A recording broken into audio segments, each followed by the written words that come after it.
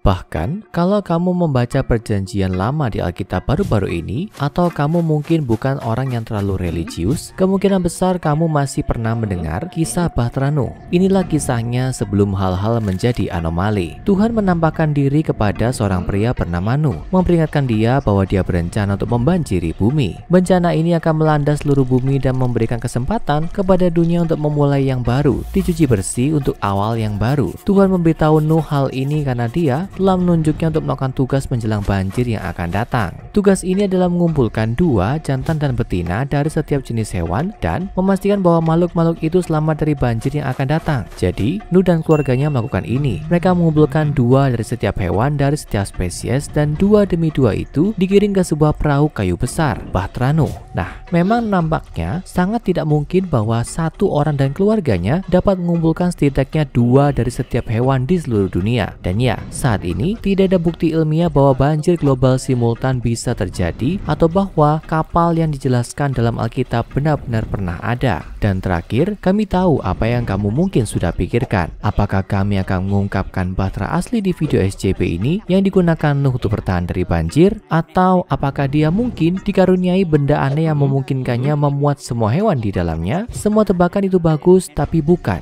itu tujuan kita. Kami hanya mengisahkan Bahtera Nuh karena itu adalah segue yang sempurna ke dalam topik sebenarnya dari video hari ini, SCP-6008. Jadi, mari kita atur panggung dan alihkan fokus kita dari perjanjian lama ke hampir 80 tahun di masa depan kita. Saat itu tahun 2100, hari tahun baru dan planet bumi berada di ambang kehancuran. Saat ini SCP-6008 adalah sebutan yang diberikan untuk kerusakan lingkungan yang sedang berlangsung, ancaman kenaikan permukaan laut yang disebabkan oleh pemanasan global. Karena bencana yang tak terhindarkan inilah organisasi SCP dalam kebijaksanaan mereka telah menyadari bahwa sejumlah fasilitas penahanan mereka dan lokasi lainnya beresiko dihancurkan oleh kerusakan lingkungan. Jadi untuk memerangi ini, apa yang mereka lakukan? Memakai teknologi anomali seperti SCP-2000 atau entitas yang kuat yang mengubah realitas untuk mengembalikan kerusakan yang terjadi pada bumi? Bukan. Mereka secara alami mulai membangun fasilitas di tempat-tempat yang lebih tinggi dan kecil kemungkinannya untuk dihancurkan oleh bencana iklim. Karena ini sedikit lebih praktis daripada mengambil opsi nuklir anomali. Sadar akan kehancuran yang akan dihadapi organisasi dan dunia, Dewan O5 mengadakan konferensi strategi dengan Komite Etika serta Komando O4. Ingat, O4 adalah tim yang berbeda di dalam organisasi dibandingkan dengan Dewan O5. Dewan, seperti yang mungkin kamu ketahui, adalah pengawas tertinggi seluruh organisasi dengan kekuatan eksekutif atas setiap aspek operasinya, atau setidaknya itulah peran mereka secara singkat. Mereka semua juga abadi dan telah menjadi kepala organisasi SCP selama mungkin berabad-abad, tapi jangan menyimpang terlalu jauh dari topik ini. Di sisi lain, Komando O4 hampir seperti sebuah subdivisi yang fungsinya untuk menyatakan dan menerapkan penguncian fasilitas organisasi. Kalau sebuah lokasi disusupi, baik oleh SCP yang meloloskan diri atau misal karena bencana lingkungan, maka tugas Komando O4 adalah mengumumkan penguncian, memanggil bantuan dari lokasi lain, dan juga melaksanakan protokol keamanan yang tepat untuk menangani kejadian tersebut. Inti dari konferensi mereka adalah untuk menentukan apakah organisasi SCP berhak menggunakan cara-cara yang tidak wajar untuk memerangi dampak perubahan iklim atau tidak. Di satu sisi argumen dari sikap Komite Etik, organisasi memiliki tugas dan tanggung jawab untuk melindungi dan menjaga manusia planet bumi, kecuali kalau mereka melakukan sesuatu, kemanusiaan akan menjadi hancur. Kontradiksinya adalah bahwa organisasi tidak memiliki hak untuk ikut campur dan mengubah nasib dunia dengan seenaknya. Tidak seperti mereka pernah melakukan itu sebelumnya kan? Pada akhirnya, Dewan O5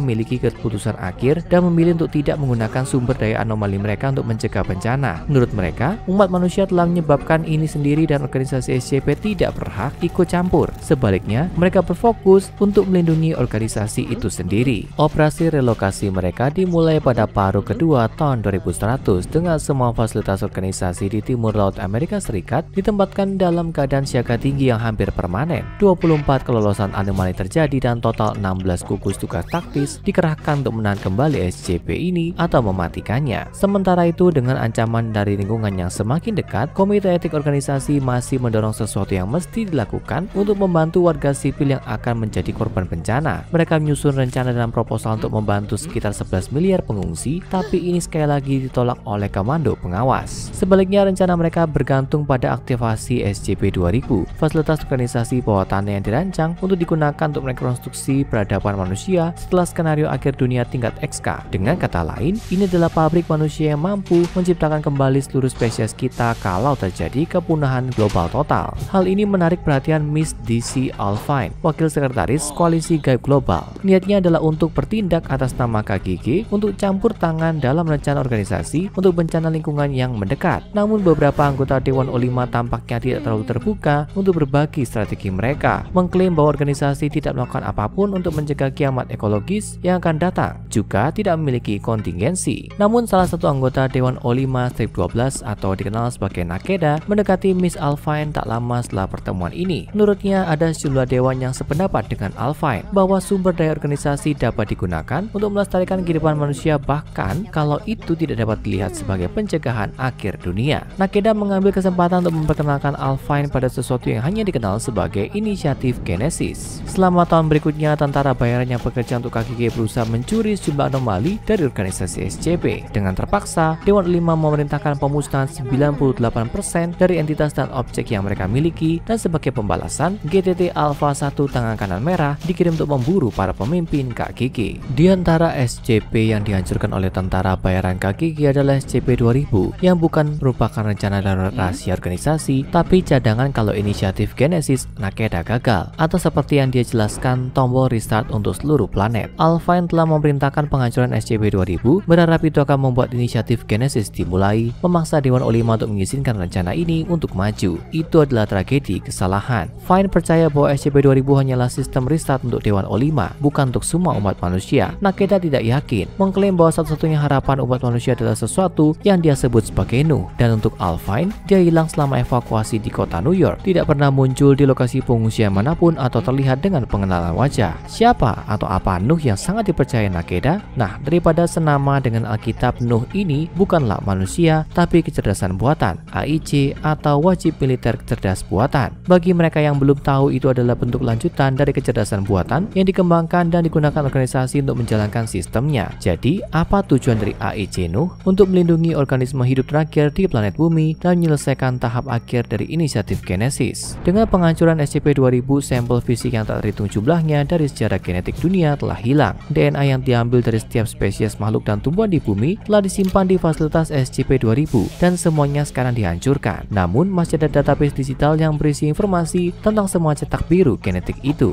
Itu beralih ke Nuh AIC untuk menemukan cara agar data ini dapat digunakan untuk menyelamatkan organisme planet bumi. Tujuan dari inisiatif Genesis menjadi perlombaan mencari solusi tentang bagaimana menggunakan informasi tentang genetika setiap spesies ini untuk menciptakan kembali spesies tersebut setelah dunia berakhir. Atau untuk lebih jelasnya, kecerdasan buatan ini harus mencari cara untuk mencetak 3D semua kehidupan di bumi. Pada titik ini sudah lebih dari 100 tahun sejak penghancuran SCP-2000. Kerusakan lingkungan tidak berbalik seperti yang diharapkan beberapa orang, dan umat manusia berada di ujung terakhirnya. Selama prosedur perpanjangan hidup rutin yang dilakukan oleh Nuh, O5-12 Jonathan Nakeda juga begitu. Mendekati akhir dari perpanjangan umurnya, pada usia 246, dia lelah karena hidup lebih lama dari yang seharusnya manusia alami, dan mungkin karena degradasi sel selama beberapa dekade, atau mungkin hanya karena dia tidak tahan untuk melanjutkan. Jonathan meninggal pada 13 September 2204. Lebih dari 100 tahun kemudian, pada tahun 2367, AIC Nuh mampu membangun kembali versi hidup Nakeda, sebuah konstruksi yang dikumpulkan AIC dari ingatan yang telah dipindai oleh pengawas ke dalam basis data Nuh. Kecerdasan buatan berharap untuk meminta saran Nakeda untuk terakhir kalinya, sembari hanya mampu mempertahankan konstruksi untuk sementara waktu. AIC telah menyadari bahwa bumi adalah sebab yang hilang. Umat manusia telah menyusut menjadi kepunahan pada saat ini, tapi Nuh punya rencana. Itu mampu menghasilkan robot perakitan skala nano yang pada dasarnya adalah mesin mikroskopis yang dapat digunakan untuk membangun sesuatu.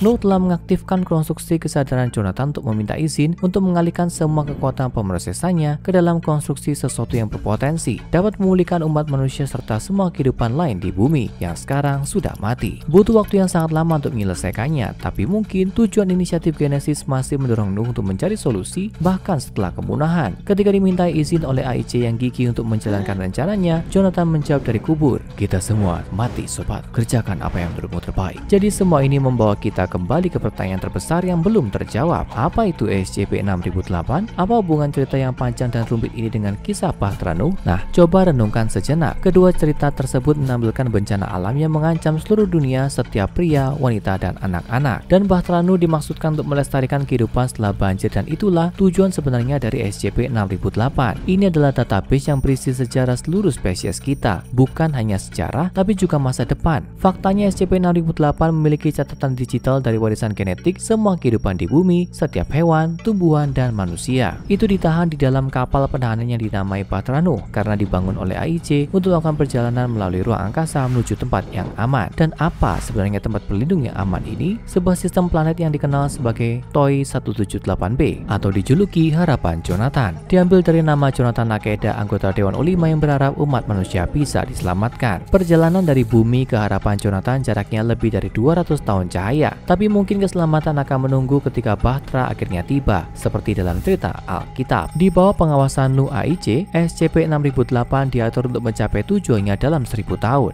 Ketika umat manusia diharapkan dapat memulai lagi tanpa mengulangi kesalahan yang mengusir mereka dari bumi pada mulanya. Dan mudah-mudahan kita bisa bertindak bersama di sini dan menghentikan hal-hal menjadi lebih buruk sebelum masa depan yang suram itu terjadi. Sekarang tonton grup rahasia yang menjalankan dunia, penjelasan Dewan SCP-O5 dan SCP-2000 Deus Ex Machina untuk lebih banyak grup dan anomali yang dibahas dalam video ini.